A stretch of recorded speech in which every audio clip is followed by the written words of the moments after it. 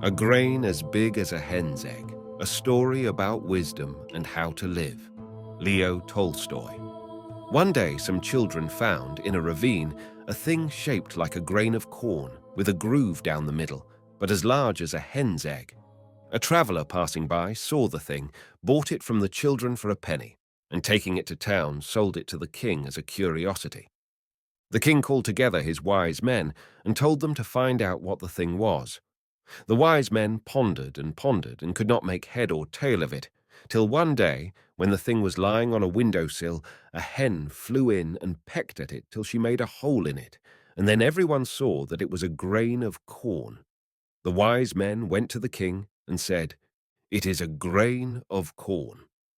At this, the king was much surprised, and he ordered the learned men to find out when and where such corn had grown. The learned men pondered again and searched in their books, but could find nothing about it. So they returned to the king and said, "We can give you no answer. There is nothing about it in our books. You will have to ask the peasants. Perhaps some of them may have heard from their fathers when and where grain grew to such a size." So the king gave orders that some very old peasant should be brought before him, and his servants found such a man and brought him to the king. Old and bent, ashy, pale, and toothless, he just managed, with the help of 2 crutches, to totter into the king's presence. The king showed him the grain, but the old man could hardly see it. He took it, however, and felt it with his hands. The king questioned him, saying, "Can you tell us, old man, where such grain as this grew? Have you ever bought such corn or sown such in your fields?" The old man was so deaf that he could hardly hear what the king said, and only understood with great difficulty. "No," he answered at last. "I never sowed nor reaped any like it in my fields, nor did I ever buy any such. When we bought corn, the grains were always as small as they are now. But you might ask my father. He may have heard where such grain grew." So the king sent for the old man's father, and he was found and brought before the king. He came walking with 1 crutch. The king showed him the grain, and the old peasant, who was still able to see, took a good look at it. And the king asked him, "Can you not tell us, old man, where corn like this used to grow? Have you ever bought any like it, or sown any in your fields?" Though the old man was rather hard of hearing, he still heard better than his son had done. "No," he said, "I never sowed nor reaped any grain like this in my field. As to buying, I never bought any, for in my time money was not yet in use. Everyone grew his own corn, and when there was any need, we shared with one another. I do not know where corn like this grew. Ours was larger and yielded more flour than present-day grain, but I never saw any like this. I have, however, heard my father say that in his time the grain grew larger and yielded more flour than ours. You had better ask him."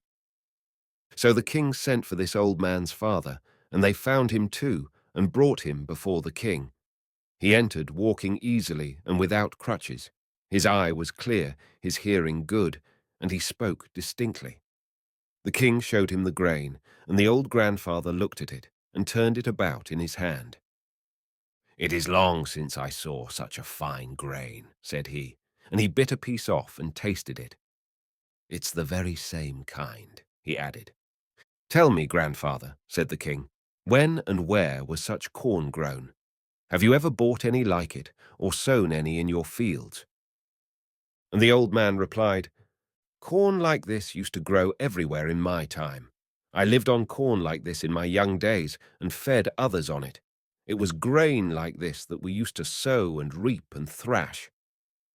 And the king asked, "Tell me, grandfather, did you buy it anywhere, or did you grow it all yourself?" The old man smiled. "In my time," he answered, "no one ever thought of such a sin as buying or selling bread, and we knew nothing of money. Each man had corn enough of his own." "Then tell me, grandfather," asked the king, "where was your field? Where did you grow corn like this?" And the grandfather answered, "My field was God's earth. Wherever I ploughed, there was my field. Land was free. It was a thing no man called his own. Labor was the only thing men called their own."